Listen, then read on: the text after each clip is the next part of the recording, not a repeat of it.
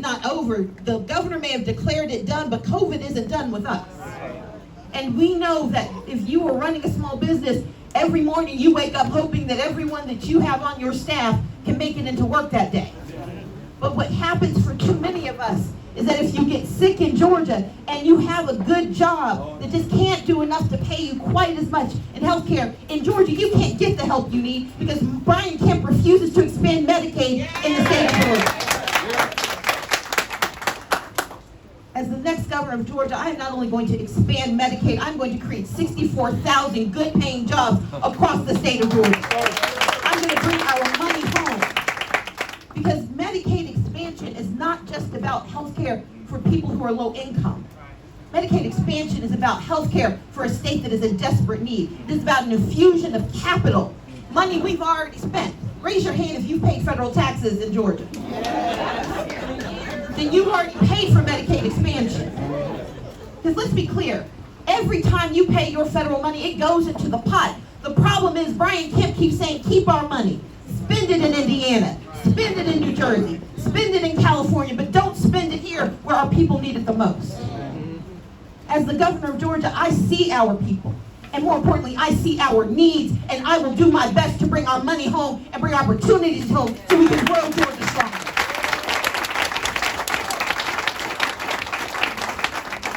People aren't just worried about their health, they're worried about their safety.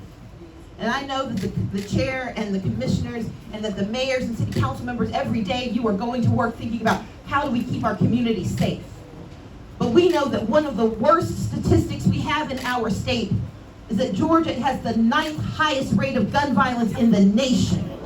You cannot turn on a TV, you cannot pick up a newspaper, you can't turn on the radio without hearing about the gun violence that's pervading the state. And yet, in response to that gun violence, in response to gun violence tearing our communities apart, the governor of our state decided to weaken gun laws to make it easier to kill the people in our state, and that is absolutely wrong.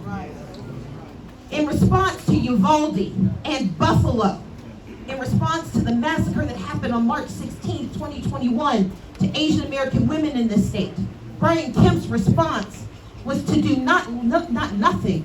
He decided to make it worse. When children are afraid to go to school, his answer is give teachers guns. Harden our schools. Our schools should not be fortresses of fear. They should be cathedrals to learning.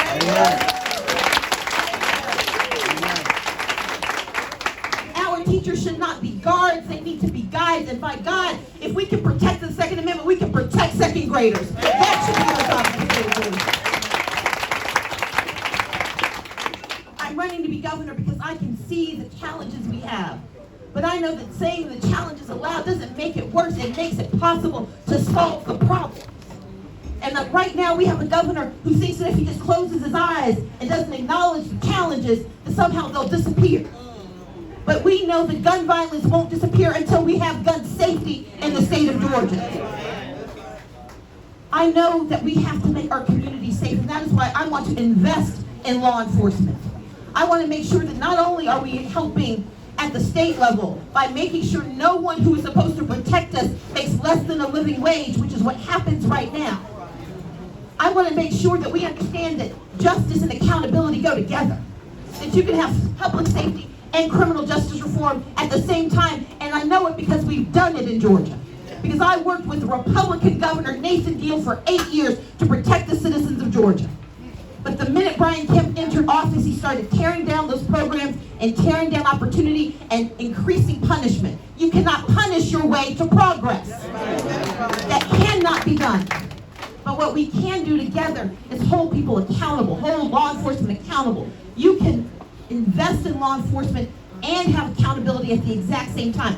I don't know about the rest of you, but I live in a complex world where we don't get to live on slogans. We've got to live with reality.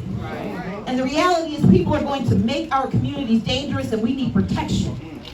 But the reality is also that some people are going to overuse their power and they need to be held accountable. And I'm the only candidate who's willing to acknowledge that we've got to do both to move Georgia forward. And that is why I'm today.